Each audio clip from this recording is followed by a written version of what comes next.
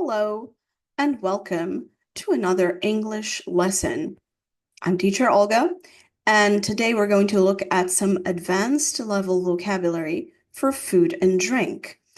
There will be some texts. We'll be reading over these texts, and then we'll look specifically at the vocabulary within these texts. They're all about food and drink. Let's start with our first text. I consider myself a bit of a foodie, but I'm definitely not a food snob. I'm just as happy tucking into a simple homemade meal as I am polishing off a Michelin-starred work of art. On a normal day, when I wake up, I force myself to gulp down a big glass of water before I indulge my caffeine addiction and brew an aromatic cup of coffee. That first swig always hits the spot. Fellow caffeine addicts, raise your hands. Sometimes I like to work up an appetite before breakfast by going for a run. Other times I can't wait, and I gobble down a steaming bowl of porridge immediately. We'll look at the vocabulary that is in red, but first off, some of the things in here that maybe you don't know. A homemade meal is a meal that was prepared at home. Specific as opposed to meal you would get, as takeaway or at a restaurant. Homemade meal is what in Portuguese we call comida caseira. Also, let's see, we have indulge. There is no indulge here. So when you indulge your caffeine addiction, that means that you really give in to your urge to drink coffee. You drink coffee whenever you want. You can indulge in other things. For example, if you really like chocolate and you want to eat it, you just eat chocolate whenever you want. You say that you're indulging, right? In this case, indulging in a caffeine addiction, quote unquote, it's not exactly an addiction. It just means it's someone that really, really likes to drink coffee every day. Also, a bowl of porridge. Porridge is, you can make porridge with oats, you can make porridge with corn, you can make porridge with different kinds of cereal. It's in Portuguese, we would call it mingau, right?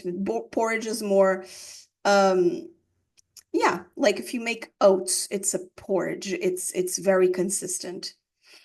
Okay, so to tucking into a simple homemade meal is to start eating enthusiastically. There's two expressions for it, tuck in or dig in. Example, after hours of preparation, everyone was ready to tuck into the roast dinner or dig into the roast dinner. Just means start eating. To polish off. Now, polishing off is something you do with glass or a plate. Like you take a plate and you polish it and you make it really shiny. But when you say that you're polishing off your food, it means that you ate everything and your plate is clean. So that's what polish off means, to finish all of something, especially food. I can't believe you polished off that entire pizza by yourself. That means someone ate the entire pizza and the plate is clean. To gulp down. So gulp is this. Gulp. So gulping down is when you drink and you drink something very quickly. After I run, I often gulp down a big glass of juice. Just means drinking it. Yeah, it's an euphemism for drinking, but gulping down means drinking something fast. To brew is to make coffee or tea by adding hot water to the beans or bag. Can you make coffee? Yes, I make coffee or I brew coffee. It's the same. And that's why cold coffee in English is called cold brew, right? And when you talk about a special brew, means a special method of preparing your coffee. The highlight of my morning is the fresh pot of coffee my husband brews every day. There you go. Aromatic. Aromatic is something that has a very pleasant smell. For example, spices like cardamom and cinnamon make curry an aromatic dish. Cardamom is cardamomo and cinnamon canela. To swig, that's a noun, an amount of something that you drink quickly. to have a large erquink. Drink. A swig is gole, right? So after reaching the peak of the mountain, he took a big swig from his flask of iced tea. To work up an appetite. This expression, this whole entire expression, say, is you want to do something that makes you hungry. Usually it has to do with exercising. Like you go for a long walk or you work out and then afterwards you feel hungry. That means that is to work up an appetite. For example, I was gardening all morning and I really worked up an appetite. And finally, to gobble down. We have seen gulp down, which means to drink quickly. Now, to gobble down is to eat very quickly. Blah, blah, blah, blah, blah, blah, to eat very quickly, right? Which is interesting because both gulp down and gobble down in Portuguese was like engolir or botar goela abaixo. But specifically, gulp down is for drink and gobble down is for food, right? My dog always gobbles down his dinner as soon as I give it to him. Okay, now we will go to the second text. When I have time, I love nothing more than whipping up some dishes in the kitchen. When I was in Tuscany recently, I learned to make this incredibly flavorsome pasta sauce. The ingredients are so simple but fresh, and it's mouth-watering. I love cooking one-pot meals too, just because they're so easy and there's minimal cleanup. Speaking of, we're very lucky to have a dog who hoovers up any stray crumbs, so our kitchen is usually pretty clean. Again, we have whipping up, flavorsome, mouth-watering, one-pot meals and crumbs. But when she says that the dog is hoovering up stray crumbs, hoover means to you know, like that object you use in your house where you clean dust, you pick up dust with a hoover, it just goes. It's a hoover. It sucks the dirt. So that's what the dog does. It's so hungry that it's just it's hoovering everything, right? So that's the expression that's been used. Hoover is an object, aspirador de pó, but when he says that the dog hoovers up stray crumbs, that means that the dog is just eating everything. Okay? So, whipping up. To whip up is to cook something quickly, especially using whatever ingredients you have on hand. When I think everyone goes through that. It's the evening and everyone's tired from work and you have to make dinner and you don't want to order out. You want to make dinner at home, but it has to be something quick and something that everyone gets to eat. So you whip up something on the spot.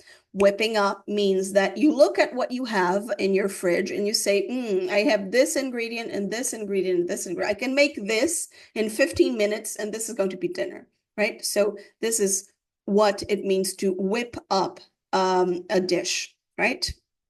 Example, don't worry, everyone. I'm going to whip up a gourmet feast on beans on toast. Okay, so this is ironic. Beans on toast is not gourmet. It's also extremely British. Now, I will never understand the fascination of British people from eating sweetened beans. They're not even salty. They're sweetened beans on a piece of toast. That's not for me. But you know, the British do it and that's their thing. I guess that in Brazil, when we whip up something, it's going to be like a quick pasta dish or just very famously rice and eggs. That's, you know, when you make something quick and you eat it, that's whipping up a meal. Flavorsome means that it's very delicious and it's full of flavor. Example, the sauce proved incredibly flavorsome, transforming the mundane dish into a culinary masterpiece. This might be a little bit excessive, but when you taste something and it has great taste, great flavor. You know, it's salty or spicy and it's really tastes really good. You say, this is flavorsome, right? It's tasty, it's flavorsome. It tastes really good. That's what that means. Mouth watering. So when you, this is a reaction that I think is instinctive. When you see something that smells really nice and you imagine that it tastes really nice and you're hungry, your mouth salivates. So it's mouth watering. It's an expression that describes the physical reaction you get when you see a delicious dish and your mouth is watering. So maybe you're not literally salivating like a dog that's just dripping saliva, but when you say something is mouth watering, it describes foods that look so good you want to eat it right away, right? They served up a mouth-watering dish that tasted just as good as it looked. And then a one-pot meal is a wonderful thing because it's a meal that can be cooked entirely in one pot. In Portuguese, here in Brazil, a very classic one-pot meal is galinhada, right? Because you put everything. You put the spice, you put the rice, you put the chicken, and you put everything in one pot. Just put it in one pot, close it, and that's a one-pot meal, ready to go. The beauty of a one-pot meal is that there's barely any washing up to do afterwards. And then crumb. What's a crumb? Importantly, the word crumb has a silent B. We don't say crumb, crumb. We say crumb, crumb. Crumb it's a very small piece of food, especially a piece of cake, bread, or biscuit that falls off. So when you eat a piece of, let's think bread, right? You're eating a piece of bread and the bread is very crunchy. The crumbs fall off, right? So those migalhas, right? And another example of the word crumb is if you remember the story of Hansel and Gretel, which is a fairy tale, two young children, a brother and sister, are left alone in the woods, and the brother thinks of leaving breadcrumbs so they can find their way home. But the birds eat the crumbs, so they're lost alone in the woods. So that's the meaning of the word crumb. Example, get a plate. You're dropping crumbs everywhere. And finally, text number 3. According to my husband, Will, my best dish, sorry. According to my husband, Will, my best dish is a chicken recipe by Yotam Ottolenghi. I don't know who that is. One of my favorite chefs. Whenever I make it, Will practically inhales it. It's incredibly Moorish too. So we never have leftovers. What's about my favorite foods? Some of you may know that I adore fruit, especially watermelon, but I also love blue cheese, especially some good Stilton. It's got quite a pungent smell, and I would say it's an acquired taste, but it's really yummy. I always put it out when I do nibbles when guests are coming over. Okay, so some interesting words here. Even this one, yummy. We saw flavorsome and we saw tasty. Then there's yummy. They all mean the same thing. When you say that a food is really delicious, it's flavorsome, it's tasty, it's yummy. Okay? Now, she says that when she makes a specific chicken recipe, her husband inhales it. What does it mean to inhale? It's like this. Inhale. So to inhale food, obviously you don't inhale food through your nose. It's just an expression. It means that you eat something so fast, so quickly that you practically inhaled it, right? To eat very quickly. He was so hungry he seemed to inhale his sandwich. Moreish. You say something is Moorish, that means you want more and more and more. That's why it's Moorish. Something so delicious that you want more of it. This cake is so Moorish, I can't stop eating it. Pungent. That's a very good word for describing ingredients or certain types of foods that have a very strong smell. In Brazil, I can think of one specific food is piqui. I would say that piqui is an acquired taste because either you love it or you hate it. Piqui has a very strong, specific kind of smell. What else? Dende also has a kind of a pungent smell. Um, so these ingredients that have a strong smell, that the smell is pungent. The example here is durian. The durian fruit has quite a pungent smell. It means it smells very strong, very characteristic. I just said that piqui is an acquired taste. So an acquired taste is something that you might not like at first, but you start to enjoy over time. Example, olives are an acquired taste, and children often don't like them. Whenever you have a type of food that you're not familiar with, and you taste like one or two times and you're not very sure, but after a while become accustomed to it, it means that it was an acquired taste, right? You could say that you tried food from a specific country, like, I don't know, Indian food or Thai food, and that it was an acquired taste, meaning it took a few tries before you started enjoying the experience. And finally, nibbles. Nibbles are small items of food that are usually eaten with your fingers. So a nibble, it can also be a verb. It just means eating something like eating small quantities of food. It's a nibble. It's not a whole meal. It's just a nibble, right? Um belisco, belisquinho, a nibble. That's what that means, nibbles. All right. So here's what we're going to do. You have access to the same PDF that we used, the same vocabulary.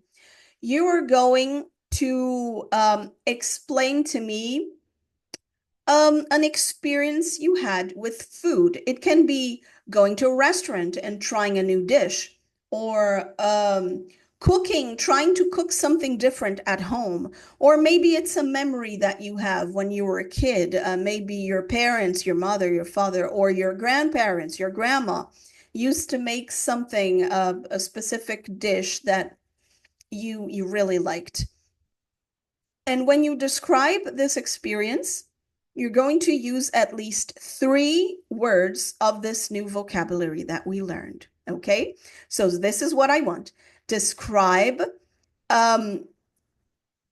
gastronomic experience. Describe an experience you had with food and use at least 3 words of the vocabulary we just learned. Okay, bye.